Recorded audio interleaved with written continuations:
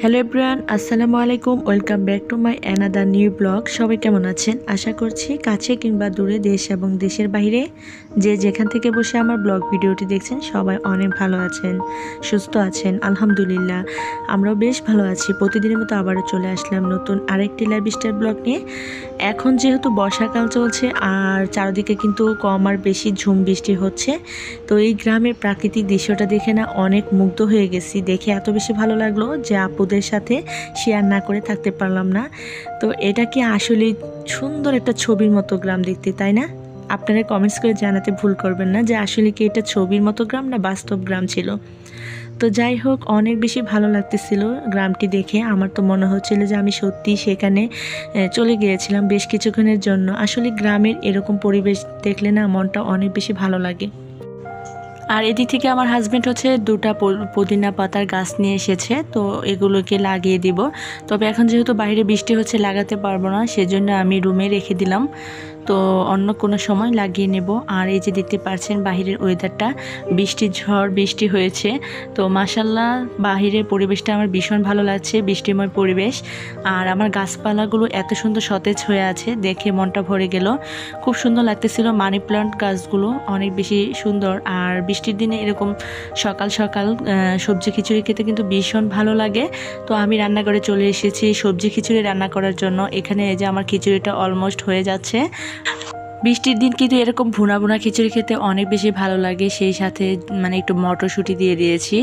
আর এখানে এই যে আমি একটু ডাউল ইউজ করেছি, 2 ধরনের ডাল, আর হচ্ছে মানে কিছু পেঁপেও ইউজ করেছি, তবে কম পরিমাণে, দেখা যাচ্ছে না আর কি, একদমই ছোটো ছোটো করে দিয়েছি। তো যাই হোক, এখন এটা যেহেতু মানে শেষ পর্যায়ে, তো আমি একটু দমে রেখে দেবো এখন। আর বেশ কিছুক্ষণ পর নামিয়ে আবারও চেক করে নেব। তো যাই হোক, এখন এটা দমে আছে। এদিক থেকে মাংসটা রান্না করে নিচ্ছি। তো আজকে হচ্ছে প্রেসার কুকারে মাংসটাকে রান্না করে নিচ্ছি। আর খিচুড়ির সাথে মাংস হলে কিন্তু ভীষণ ভালো লাগে। আর সেই সাথে আমি দুপুরের জন্য রান্না করে ফেলছি, যেহেতু মানে মাংস রান্নার পরিকল্পনা আছে। ভাবলাম যেহেতু খিচুড়ি রান্না করবো আর সেই সাথে মাংসটা রান্না করে ফেলি। তো আর বাচ্চাকে নিয়ে যেহেতু মাদ্রাসায় যেতে হয়, সেই জন্য সকাল সকালে কাজগুলো সেরে নিলাম। আর এই যে দেখতে পাচ্ছেন আমার বাচ্চাদের জন্য কিন্তু এখানে খাবারগুলো রেডি করে ফেলেছি। তারা হচ্ছে ডিম দিয়ে খিচুড়ি খেতে অনেক বেশি পছন্দ করে, আর আমার হাজব্যান্ডও খেতে পছন্দ করে। তো যাই হোক, তাদের জন্য ডিমগুলো ভেজে নিলাম। আর এখন হচ্ছে বাচ্চাদেরকে খাইয়ে দেব। তো সকাল সকাল এরকম বৃষ্টিময় দিনে কে কে খিচুড়ি খেতে পছন্দ করেন আমার প্রিয় আপুরা কমেন্টস করে জানাতে ভুল করবেন না। আর যে সকল আপু ভাইরা আমার ভিডিওটি দেখছেন এখন পর্যন্ত একটা লাইক দিতে ভুলে গেছেন, প্লিজ আপুরা একটা লাইক দিয়ে পুরো ভিডিও জুড়ে আমার পাশেই থাকবেন। ভিডিওর কোথাও কোনো জায়গায় ভালো লাগলে চ্যানেলটিকে সাবস্ক্রাইব করে দিয়ে পাশে থাকা বেল বাটনটি ক্লিক করবেন। এতে করে আমার দেওয়া ভিডিও আপনাদের কাছে খুব সহজে পৌঁছে যাবে। আর যারা আমাকে ভালোবেসে বন্ধু হিসেবে পাশে থাকতে চান তারা অবশ্যই একটা কমিউনিটিতে এসে কমেন্টস করে আমার পাশে থেকে যেতে পারেন। আমিও আপনাদের ভিডিও দেখতে অবশ্যই চলে যাব সময় এবং সুযোগ বুঝে। তো যাই হোক, কথা বলতে বলতে অনেক কথাই বলে ফেলেছি। এখন হচ্ছে খাবারগুলো খাইয়ে দিচ্ছি বাচ্চাদেরকে, আর আমিও একটু খেয়ে চেক করে নিচ্ছি কেমন হলো। মাশাল্লাহ, সবজি খিচুড়ি অনেক বেশি মজা হয়েছিল খেতে। তো আমার বাচ্চারা অনেক বেশি পছন্দ করেছে। আর তাদের ডিম হলে তো কোনো কথাই নেই। তাদেরকে যদি আমি 3 বেলার জায়গায় 6 বেলাও ডিম দিই, তারা ডিম দিয়ে অনায়াসে খেয়ে নেবে। তো কি আর করার, বাচ্চারা যেহেতু ডিম পছন্দ করে তাদেরকে তো দিতে হবেই। আর এখন হচ্ছে এদিকে আমি কিছু জাম আর হচ্ছে কাঁঠাল ভেঙে নেব। তো এগুলো কিন্তু সিজনালি ফল, খেতে অনেক বেশি ভালো লাগে। এটা আমাদের গ্রামের বাড়ি থেকে নিয়ে আসা হয়েছে। তো আমাদের দেশি জামগুলো দেখতে কিন্তু ভীষণ সুন্দর আর খেতেও অসম্ভব মজার। তো আর এই কাঁঠালটা কিন্তু অনেক বেশি মজার, যেহেতু গ্রামের বাড়ি থেকে আমার জন্য পাঠিয়েছে। আর এই কাঁঠালটা আমি এত বেশি পছন্দ করি, যার জন্য হচ্ছে আমার জেঠি গ্রাম থেকে আমার জন্য পাঠিয়েছে। অনেক বেশি ভালো লাগে, অনেক মিষ্টি, একদমই রসালো, খুবই মানে ভালো লাগে। আর কালারটা দেখে অবশ্যই বুঝতে পারছেন যে এর ভিতরটা কতটা মানে ভালো লাগে খেতে। তো যাই হোক, খুব সুন্দর লাগতেছিল। এখন হচ্ছে এগুলো আমি মুড়ি দিয়ে খেয়ে নেব। আর মুড়ি দিয়ে কাঁঠাল খেতে কিন্তু ভীষণ ভালো লাগে। কে কে মুড়ি দিয়ে কাঁঠাল খান কমেন্টস করে জানাবেন কিন্তু। তো যাই হোক, আমি একে একে মোটামুটি অনেকগুলো কাঁঠাল ভেঙে নিয়েছি। কাঁঠাল ভাঙাটা আমার জন্য একটু কষ্টের ব্যাপার, তা না হলে কিন্তু খেতে অনেক বেশি ভালো লাগে। আর মানে কি বলবো, এই মানে গ্রীষ্মকালে যদি এগুলো না খায় তাহলে তো চলবেই না। আর সেই সাথে নিয়েছি একটু এদিক থেকে, যেহেতু আমার হাজব্যান্ড মানে রুটিটা খেতে পছন্দ করে, তার জন্য একটু রুটি বানিয়ে দিলাম। আর এটা হচ্ছে মানে একটু দুপুরের আগে, তো দুপুরের আগে কাঁঠাল আর হচ্ছে যেহেতু মাংসের তরকারি আছে, তো রুটি খেতে চাচ্ছে। রুটি খাওয়া হয়নি যেহেতু আজকে, সেজন্য রুটিটা খেয়ে নেবে। আর সেদিক থেকে কয়েকটা পরোটা বানিয়ে নিয়েছি, আর এখন কাঁঠালগুলো আমি মুড়ি দিয়ে খেয়ে নিচ্ছি। আর আমার একটু পরপর ক্ষুধা লাগে, মানে ইদানিং কিন্তু আমার অনেক সমস্যা দেখা দিচ্ছে। তো যাই হোক, এখন হচ্ছে আমি দুপুরে রান্না করতে চলে এসেছি। আর আজকে হচ্ছে আমি ঘরের ভিতর, মানে আমার রান্নাঘরের ভিতর আমি মাটির চুলায় রান্না করে নিয়েছি। আর তার কারণ হচ্ছে আজকে গ্যাসও ছিল না একদমই।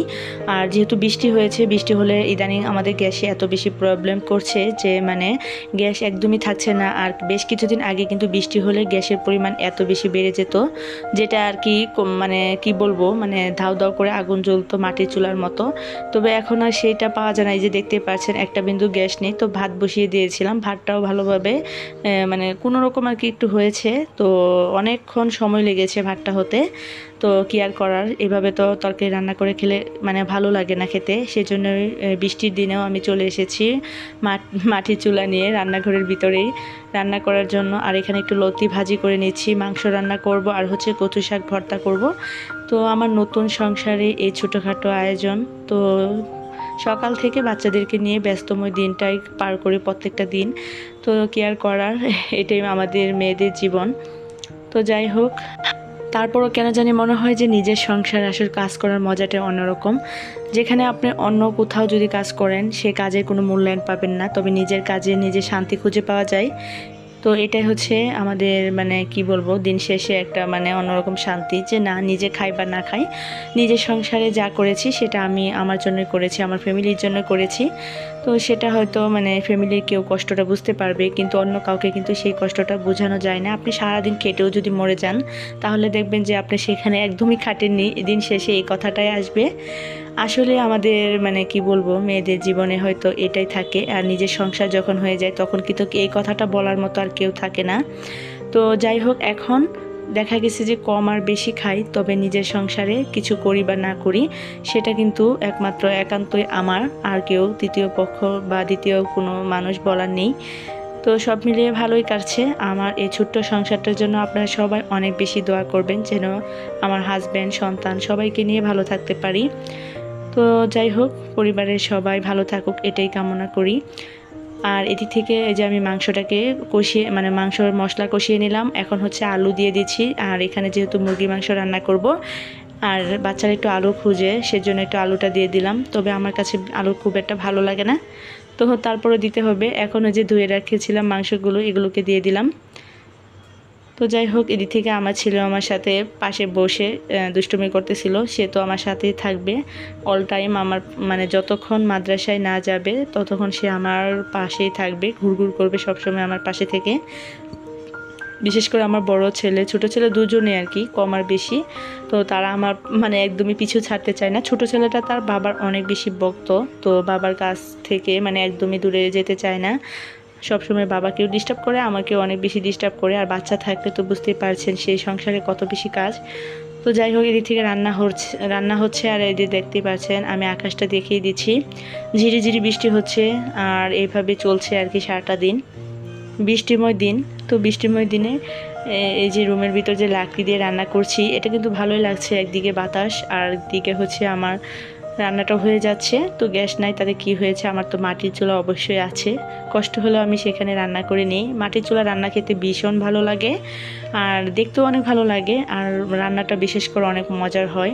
সেই জন্য আমি মাটির চুলায় রান্না করে থাকি। আর এদিক থেকে কচু শাকটাও ভর্তা করে নিচ্ছি। তো আজকে ভিডিওটা কেমন লাগলো কমেন্টস করে জানাবেন। আল্লাহ হাফেজ।